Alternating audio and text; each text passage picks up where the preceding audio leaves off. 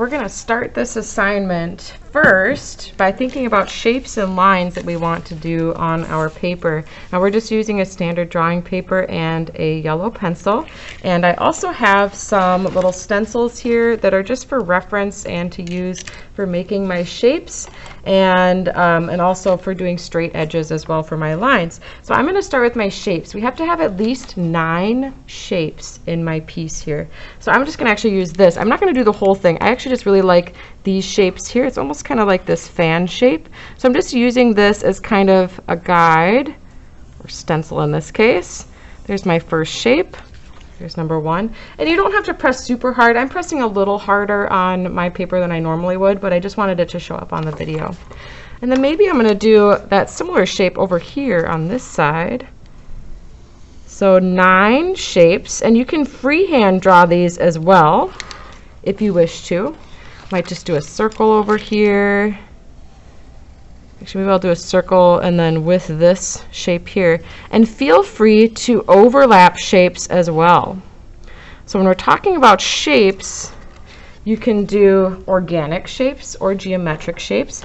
These are mainly geometric shapes. So those are shapes that are a little more inspired by man-made stuff. Squares. I throw my pencil, triangles, circles, those are generally going to be your geometric shapes. Now, other shapes that are more organic might be a shape like this. If I do some kind of shape like this, this is what we call an organic shape. They tend to be shapes that are inspired by nature. So like a leaf shape or a cloud shape. But it's very important that in this work, we're not trying to do any symbols. So I'm not trying to make a cloud. It's just kind of a cloud shape right now. Same thing like if I did a leaf shape coming out of the side here, it might kind of look like a leaf, but I'm not actually drawing a leaf. I'm just kind of doing a general leaf shape. So here I have 1, 2, 3, 4, 5, 6. I have 6 shapes so far. Some overlapping is happening, and I can actually keep going all the way over this. I'm going to go into that shape. Same thing with this one. I'm going to actually continue down that way. So it's actually kind of intersecting. I think that's going to be a little more interesting. I can also have shapes that go off the side. So maybe I'm going to do kind of like a half moon shape. I kind of like that idea. Or a crescent moon. How about that? Like it's kind of coming off the side. So there's kind of this crescent moon. I might adjust that a little bit, make this a little thicker. I could do a better job. There. The colored pencil is going to cover that up anyway. So there's kind of this crescent moon shape. 1, 2, 3, 4, 5, 6, 7. I need 2 more. Maybe I'll do another circle. Actually, let's do a bigger circle. I have this nice stencil here. Let's do a bigger circle in the corner here. There's that, and then maybe I'll do another circle somewhere else. I kind of feel like I need something down here. Maybe I'll have this one go off the page a little bit. This still counts as a shape. Basically, a shape is an enclosed space. Okay, so there's 9 shapes. At this point, you can do more shapes. So looking at it, you know, does it look like it needs something? Over here, it kind of looks plain. I think I might do something different here. I might actually, just to kind of repeat this shape, I might do a similar one, just a little smaller. There are so many different shapes out there. So think about triangles, hexagons, trapezoids, pentagons, stars would count as a shape. Just remember that it shouldn't be a shape that's super recognizable. So it shouldn't be like a happy face. A happy face would be too recognizable. It's not going to be non-objective then. So no happy faces or anything like that. I think I'll do maybe a little triangle in the corner here. So I'm going to have the triangle look like it's kind of going off the page. We're just trying to create an interesting composition with some things going on, lots of movement happening. I'd say that's pretty good for my shapes. Now I need to add some lines, and I need to add at least 5 lines. Now these lines can be straight lines, they can be wavy lines or zigzag lines. They could be curved lines. So I'm going to do some straight lines first. This is just going to be used to kind of bisect some of these areas. So I'm going to kind of just go right in this line here. We're just going to do a straight line going this way. So it might seem kind of strange, and you can feel free to kind of adjust. Like looking at this kind of looks off, so I'm just going to kind of adjust that so it matches up with the line a little better. Okay, there's one line. And I could do a shorter line. Maybe I'll do a shorter straight line going from this side to this side. It's going to seem kind of strange at first, but once we start adding color to this, it's going to look a little more interesting. And then maybe I'll do a couple wavy lines. I'm going to do 2 of them side by side, so there's 4 lines. Looking this way, I think I could do kind of a curved line going off the side there. I don't know if I like that actually. I'm going to erase that. Something about that just doesn't seem right. I might have it go off this side. Oh yeah, I like that better. So feel free to make adjustments. All right, so there is 5 lines. I could keep going or just stop there. I might just do one more straight line this way. Actually, I don't like that one either. I'm going to erase that. This is very spontaneous. I'm going to go a little bit lower. Right about there. There, that's better. This is really intended to just break up your space. So breaking it up into smaller pieces doesn't necessarily make it more difficult or anything. It's just going to make it a more interesting piece. So here I have 1, 2, 3, 4, 5, and 6 lines. And I have 1, 2, 3, 4, 5, 6, 7, 8, 9, 10, 11 shapes, I believe, if I didn't double count them. But that looks pretty good. So again, pay attention, see if you want to add anything else. I might even add just a small circle in here. I'm not even going to trace it. I'm just going to go for it. It's very donut-like. Just to add a little more visual interest. And then you're going to start adding your color. Now you need to consider your color choices. What kind of colors are you going to use? Are you going to be using a certain color scheme? Are you going to be using warm colors, which are colors like these colors here? I've got a stack here. Warm colors, okay, yellows, oranges, reds. Or are you going to be doing cool colors, which are your purples, your blues, and your greens? Or are you going to be doing neutral tones, like your browns and your blacks, your grays? Or are you going to be doing a combination? Are you going to be doing maybe a cool color, a warm color, and a neutral? Or maybe you're going to be doing mostly cool colors with a couple accents of warm or neutral colors. So you decide the color scheme. You can have as many colors as you want. If you want to go full rainbow, go for it. Just know that oftentimes if you're going for a certain feeling in your work, if you want it to feel a certain way, you'll want to choose the colors for that feeling. So if I want this to be very active and very energetic, I want to use really bright, colorful colors, but also warm colors. If I want it to be a little more calming and soothing, I might use more cool colors that are a little more subdued. Or maybe I want it to have a cool color background and then use warm colors to make my shapes stand out. So really think about it before you start going crazy. I'm actually going to start with the color Mulberry. That's my favorite color out of this Prismacolor set. And it looks like this, and I'm going to make sure it's actually sharpened. And I'm going to start wherever I feel like. I think I'll start in this section here. So I'm just going to pay attention to this section. Now you can color this how you wish. Generally, we'll want to do kind of a gradient, and then you're able to do the burnishing technique of your choice. I think what I'll do is the saturation burnishing or color blender. I like using those color blenders, or colorless blenders, I should say. So I'm just kind of staying in this one section, trying not to go out of the lines because we're not erasing these. That's why we used pencil first. And I think I might have this kind of fade out to a lighter mulberry purple color in the middle. You'll see how this kind of works. It's kind of like making a value scale. And then it's going to get darker as it goes towards this edge. Here we go. So darken that up. And this just takes some time kind of building up the layers. You can also mix colors.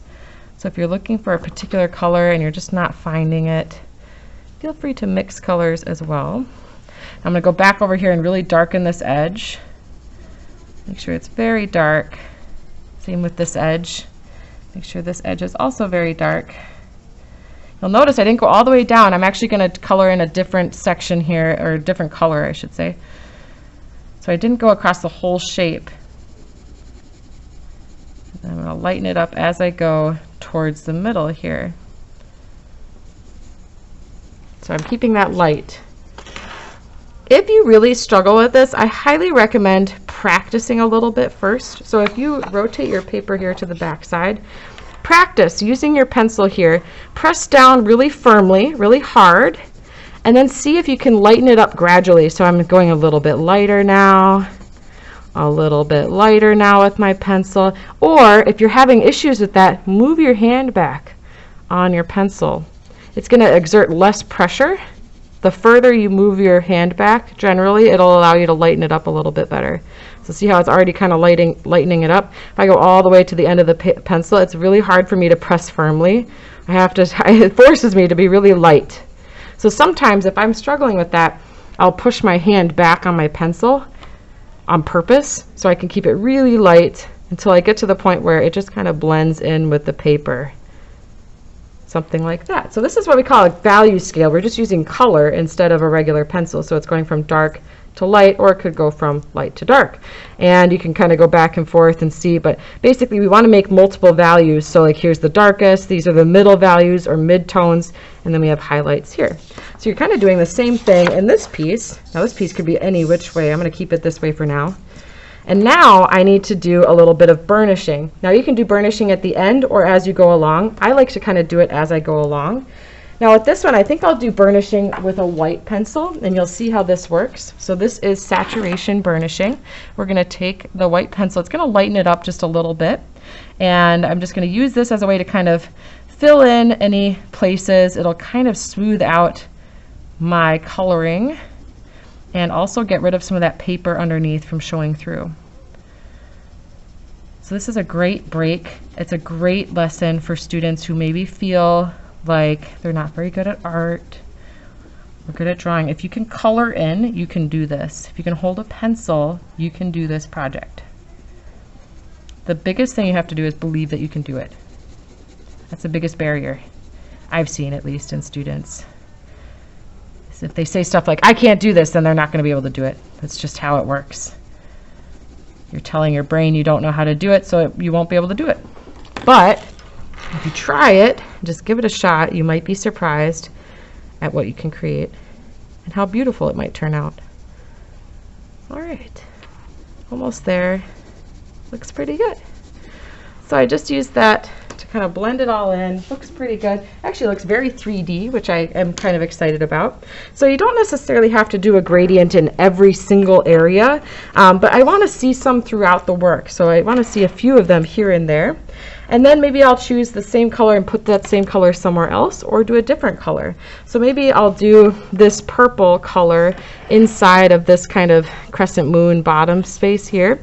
So in this case, I think instead of doing a gradient, I'll blend some colors together. So I'm going to have it go from this color to a different color. So I'm going to keep it the same color. I'm not going to like lighten it up. I'm going to have it fade into a different color. Here we go. Now the reason why we keep the paper somewhat small is because you'll notice this takes some time. This is not something that we can finish in a day. Now I'm going to grab a different color. I think what I'll do is I'll grab an orange. So I'm going to have it fade from this mulberry color to this orange. So I'm going to go to orange over here.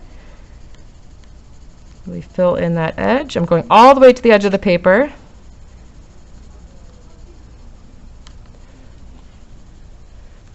And I'm going to have it meet up in the middle with this mulberry color.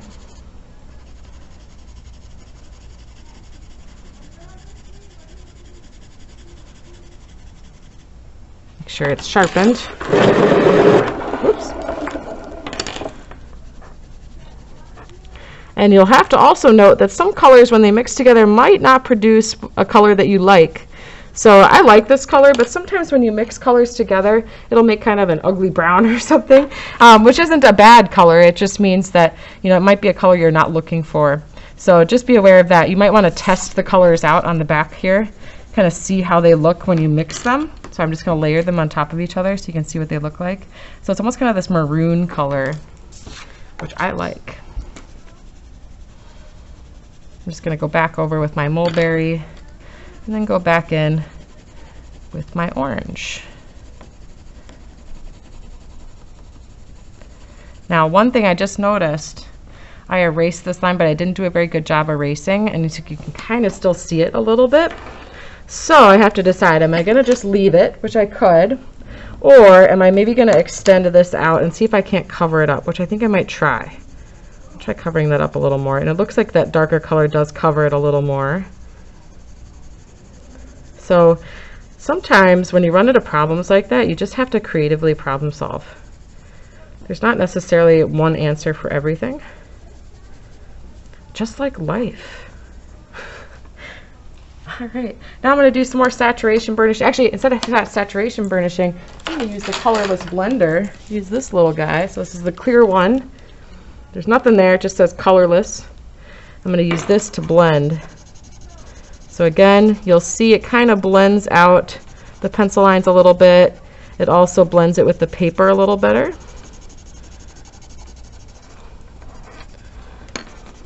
The nice thing about these two, doing this project, I mean, is that every single student is going to have a totally different piece. No one should have the same looking piece because we all choose different colors and shapes and lines. Each one's going to have a different feeling, a different look. Some might look really detailed, others might be less detailed, and there's nothing wrong with that. I love these colorless blenders. You just have to make sure you sharpen them. There we go. Get into that paper. We're digging that pigment into the paper. Go all the way to the edge. I'm going to really fill up that paper. Eventually this whole thing's going to be filled with color. All right, so that's that. That's the next one. And then I just keep going from there. Keep choosing areas. It's kind of like a puzzle. You're going to choose different areas to focus on. Just take it piece by piece. And if you wish, you can write down the names of the colors that you used in case you're not sure. You can also write down the numbers. Sometimes it's easier to write down numbers instead of the names. And then that way you can come back each class and find the pencils that you need and keep working from there. I'm just going to brush that off. You'll notice sometimes it leaves some traces of pencil lead, so just be kind of careful about that. And you're going to just take it from there. So here I'm going to stop. Obviously I'm not done. I'm going to keep working on this, but this at least will get you started on this assignment. So I hope you enjoy it and have some fun with it. And if you ever have any questions, you can always ask me for help. Enjoy!